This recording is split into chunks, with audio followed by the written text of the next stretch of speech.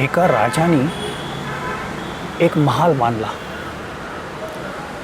राजाला मृत्यूच्या छायेने ग्रासलं होतं. त्याला असं वाटायचं की मृत्यू कधी येऊ शकतो. एक प्रकारची इनसेक्युरिटी, असुरक्षा त्याच्या हृदयात मनामध्ये घर करून राहून गेली होती. मग त्यांनी मृत्यूला दूर ठेवण्यासाठी अशा एका महालाची निर्मिती केली की जो महाल कंप्लीट असा बंदिस्त होता. त्याला एकच दरवाजा होता. त्या महालाला कुठलीही खिडकी नव्हती, बाकीचे कुठले दरवाजे नव्हते. सूर्याचा प्रकाश आत येऊ शकत नव्हता, वारं आत येऊ शकत नव्हतं. तो महाल म्हणजे एक प्रकारचा जेल, एक प्रकारचा तुरुंग बनून गेला होता.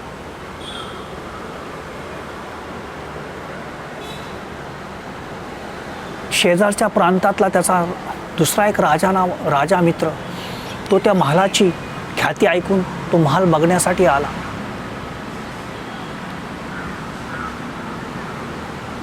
जेव्हा तो आला तेव्हा राजाचा एक डोंगरावर राहणारा एक फकीर जो राजाला ओळखायचा, त्यालाही तो महाल बघण्याचं आमंत्रण होतं. म्हणून तो सुद्धा तिथं महाल बघण्यासाठी आला. तो राजा, त्याचा जो दुसऱ्या प्रांताचा मित्र होता आणि हा फकीर, असं दोघं एकत्र आले. दोघांनाही महाल दाखवला गेला. महालामध्ये आतमध्ये सुंदर अशा खोल्या निर्मित केल्या होत्या, पण महाल बंदिस्त होता. आणि महालाच्या दाही दिशांनी, चारी बाजूनी फार मोठी अशी भिंत उभी केली होती की महालाच्या आतमध्ये कोणी एंट्री करू नये, कोणी प्रवेश करू नये.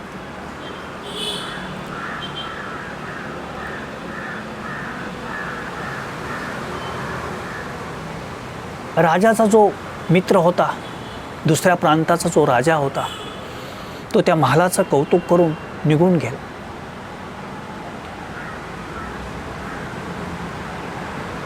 महाल दाखवण्याच्या जी वेळ होती तिथं फकीर संपूर्ण असा मौनपणे वावरत होते. राजाने विचारलं की तुम्ही मौन का आहात? तुम्ही काहीच बोललेलं नाही आहात.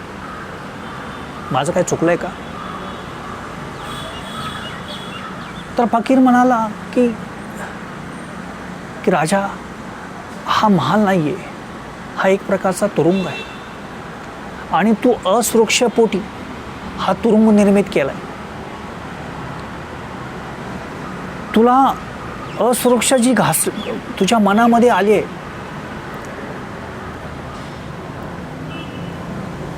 ती मला असं वाटतं की तू माझ्या डोंगरावर ये, तिथं तुझी राहण्याची व्यवस्था करतो. तू थोडी ध्यानाच्या ध्यान शिकून घे. आणि त्याच्यानंतर तुमच्या आतमध्ये जी एक इनसेक्युरिटी म्हणजे असुरक्षा आहे मृत्यूची, ती जाण्यासाठी मदत होईल, ध्यानाची मदत होईल. कारण इथं जीवन नाही आहेच. तू जो हा महाल बनवलेला आहेस त्याच्यामध्ये ना सूर्याचा प्रकाश येतोय, ना ही राहण्याजोगी जागा आहे.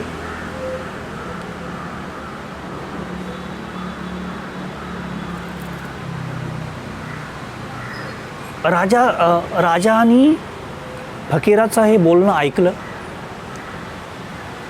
आणि त्याला असं वाटलं की हो, त्यांनी कबूल केलं की हो, मला मृत्यूची भीती वाटते. फकीर म्हणाला की मृत्यू ज्या वेळेस येणार आहे त्यावेळेस येईल, त्याची आज काळजी करायला नको. ज्या दिवशी येईल मृत्यू, तो कुठल्याही माध्यमातून येऊ शकतो. तुम्ही आजारी पडू शकता, तुम्हाला एखादा प्राण्यापासून धोका होऊ शकतो. मृत्यूला दरवाजा जरी नसला तुमच्या महालाला, तरी पण मृत्यू आतमध्ये येऊ शकतो. शत्रूपासून तुम्हाला भय होऊ शकतं, मृत्यूचे अनेक कारण आहेत. त्या अनेक कारणांपैकी एखाद्या कारणाने तुमचा मृत्यू होऊ शकतो. मृत्यूची आज भीती नको. ही जी इन्फेरिटी कॉम्प्लेक्स किंवा सुपरेटिव्ह कॉम्प्लेक्स किंवा तुमच्या आतमध्ये ही जी असुरक्षा आलेली आहे, ती असुरक्षा ध्यानानं निघून जाऊ शकेल. तुम्ही माझ्याकडे या, मी तुमची तिथं राहण्याची व्यवस्था करतो. हा फकीर एका माउंटेनवर, एका पर्वतावर राहायचा. तिथे एक मंदिर होतं. त्या मंदिरामध्ये आसपासची सर्व लोक येऊन दीक्षा घ्यायची. ध्यानाच्या विधी तिथं केल्या जायच्या. अनेक लोक येऊन तिथं राहायची आणि ध्यान शिकायची आणि निघून जायची. तर राजाला आमंत्रित केल्यानंतर राजा म्हटलं की चाल, ठीक आहे, आपण बघूया.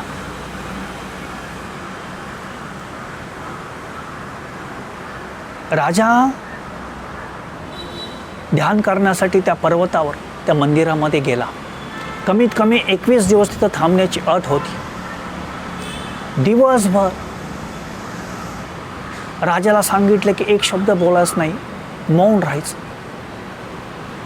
आतमध्ये जे काय घडतंय त्याच्याशी फक्त दूरवरनं बघायचं, तटस्थ भावानी बघायचं, साक्षी भावानी बघायचं, कुणाशी बोलायचं नाही. जेवण करताना तुम्ही जर पर्वतावर वॉकिंग करत असाल, चालत असाल, तर तिथंसुद्धा कुणाशी बोलायचं नाही. आतल्या आत मन बोलायला लागेल, त्या मनाकडे फक्त बघायचं आहे. 21 दिवस राजाने ध्यान केलं. ध्यान म्हणजे काय? बस राजा बसून घ्यायचा, येणाऱ्या जाणाऱ्या श्वासाकडे बघायचा, आतमध्ये चालणाऱ्या मनाकडे, मनाच्या विचाराकडे बघायचा. त्याला कुठलं नाव नाही द्यायचं. शरीरात जेवढ्या म्हणून सगळ्या संवेदना घडत आहेत, कुठं खांचवत आहे, कुठं फुर्र होत आहे, कुठं पायाला हाताला मुंग्या येत आहेत, कुठं ढास चावल्याची भावना होते, याच्याकडे दूरवरून फक्त बघायचं शिक्षण राजाला भेटलं. श्वासाचा बॅलन्स, श्वासाचा जो समतोल आहे, सम्यक श्वास घ्यायची कला राजाच्या हातामध्ये आली. त्या 21 दिवसामध्ये राजानं फकीरानं जे सांगितलं ते सगळं राजाने फॉलो केलं. आणि हळूहळू राजाचं शरीर आणि मन निसर्गाशी जोडलं गेलं, शांततेशी जोडलं गेलं, मौनाशी जोडलं गेलं. राजाच्या आतमधली भीती हळूहळू निघून जायला लागली. आणि राजाला एक अपूर्व असा आनंद आणि अभय भेटलं. अभय शब्दाचा अर्थ जिथे कुठलं भय नाही, अभय. राजाला एक प्रकारचं स्वातंत्र्य भेटलं. राजाला कळलं की ध्यानामध्ये किती शक्ती आहे, किती सामर्थ्य. ध्यान तुम्हाला अभय म्हणू शकतं. ध्यान तुम्हाला गुलामीतनं बाहेर काढू शकतं, मनाची गुलामीतनं बाहेर काढू शकतं.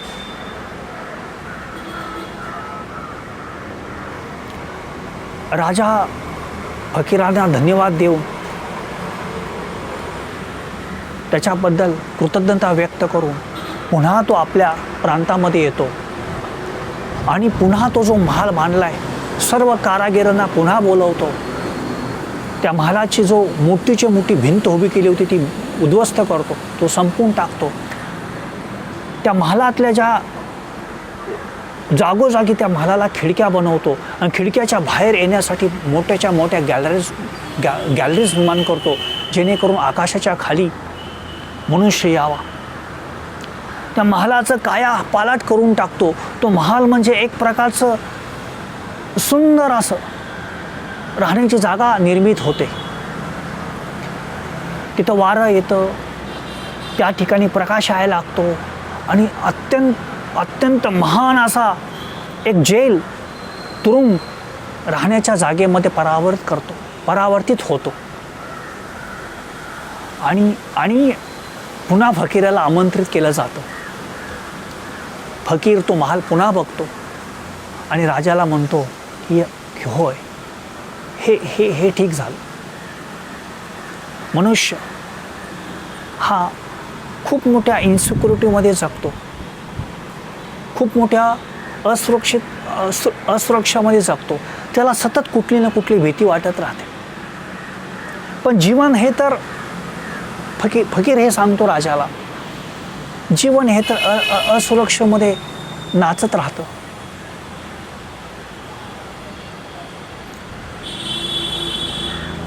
जगातली 90% लोक हे सुरक्षेपोटी नोकऱ्या करतात, सुरक्षेपोटी विवाह करतात, मॅरेज करतात. कारण प्रेमामध्ये तुम्ही बघितलं असेल, प्रेमामध्ये एक प्रकारचा रिस्क आहे, एक प्रकारचा धोका आहे, पण तो ठीक आहे. एक प्रकारची इनसिक्युरिटी आहे, पण इनसिक्युरिटी नसेल, असुरक्षा नसेल तिथं जीवन राहत नाही, जीवन निघून जातं. म्हणून बऱ्याच वेळा आपण सुरक्षा शोधण्यापोटी आपण स्वतःला बंदिस्त करून घेतो. हे जे मॅरेजेस आहेत, विवाह आहेत, लोक लग्न करतात, हा एक प्रकारचा बंदिस्त कारागृह आहे. नोकऱ्या करतात कारण व्यवसाय करण्यामध्ये असुरक्षा आहे, भीती आहे, मोठी रिस्क आहे. Let me check my video is running.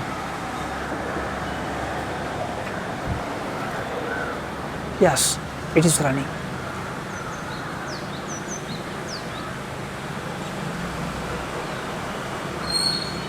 तुम्ही जर बघितलं असेल तर राजाची जी भीती आहे ती भीती प्रत्येक व्यक्तीला कधी ना कधी कुठल्या ना कुठल्या जीवनाच्या वळणावर येऊन भेटते. मृत्यूची भीती वाटायला लागते, बरोबर. मृत्यूची भीती का आहे तर मनुष्याला असुरक्षेमध्ये जगण्याचं शिक्षण भेटलेलं नाही. जे ध्यान त्याला ते शिक्षण देऊ शकतं. आपली शिक्षण पद्धती, संपूर्ण जगामध्ये जी शिक्षण पद्धती आहे ती असुरक्षेमध्ये जगण्यासाठी नाही आहे, तर सुरक्षेमध्ये जगण्यासाठी लोकांना शिकवलं जातं की नोकऱ्या करा, व्यवसाय करायचे नाहीत.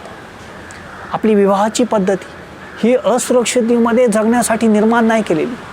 इथं कायदा बनवला आहे की तुम्ही प्रेम नाही करायचं, विवाह करायचा.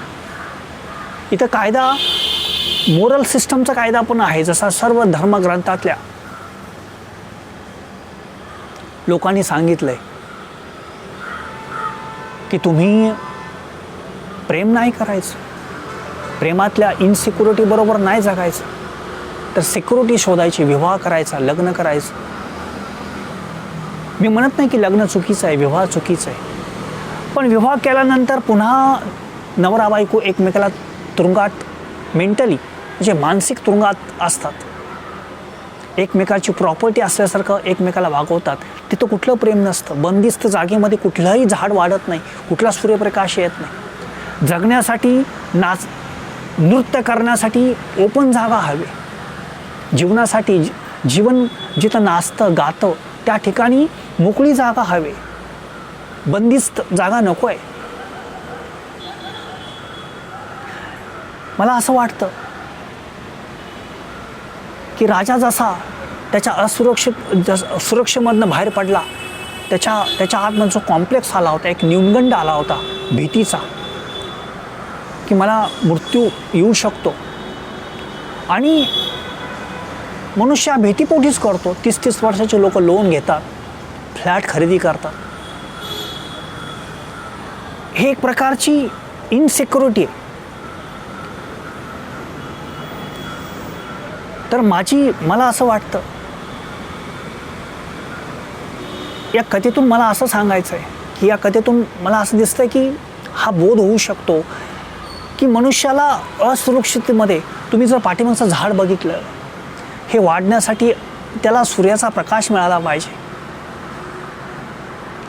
असुरक्षिततेमध्येच जीवनाचा विकास होऊ शकतो. असुरक्षिततेमध्येच जगण्याची धाडसं केली जाऊ शकतात.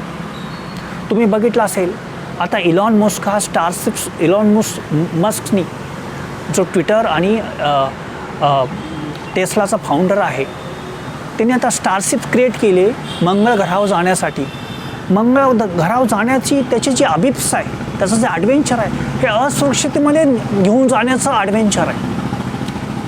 त्यांनी इनोव्हेशन जे केलं आहे, आता मंगळावर काय आहे माहीत नाही आहे, कसं होईल, त्याचं जीवन जगता येईल का नाही हेही माहीत नाही. पण जर सुरक्षा शोधली तर कुठलंही इनोव्हेशन होत नाही. म्हणून माझा सर्व लोकांना, जे लोक माझं ऐकू शकतात, ज्यांना कान आहे, ज्यांना डोळे आहेत, त्या सर्व लोकांना, जे विचार करू शकतात, त्या सर्व लोकांना हे सांगणं आहे की चेक करा की आपण सुरक्षेमध्ये तर जगत नाही ना. आपण बंदिस्त, मनाच्या बंदिस्त व्यवस्थेमध्ये तर जगत नाही ना. प्रत्येक ठिकाणी असुरक्षा निवडण्याचा प्रयत्न करा. प्रत्येक ठिकाणी इनोव्हेशन करण्याचा प्रयत्न करा. प्रत्येक ठिकाणी त्या सुरक्षता जे आहे, सिक्युरिटीच्या झोनमधनं बाहेर पडून जगाला काहीतरी भेट अर्पित करा. हे त्या राजाच्या कहाणीमधून मला असं दिसतं की लोकांपर्यंत हा मेसेज जाईल. कारण फक्त या जगात पर्सनल रिव्हॉल्युशनचा अर्थ असा होता की वैयक्तिक क्रांती फक्त ध्यान निर्मित करू शकतं, दुसरं कोणी निर्मित करू शकत नाही. ध्यानाचा स्पर्श तुम्हाला मिळो ही ईश्वराची चरणी प्रार्थना. आणि मी हा व्हिडिओ थांबवतो.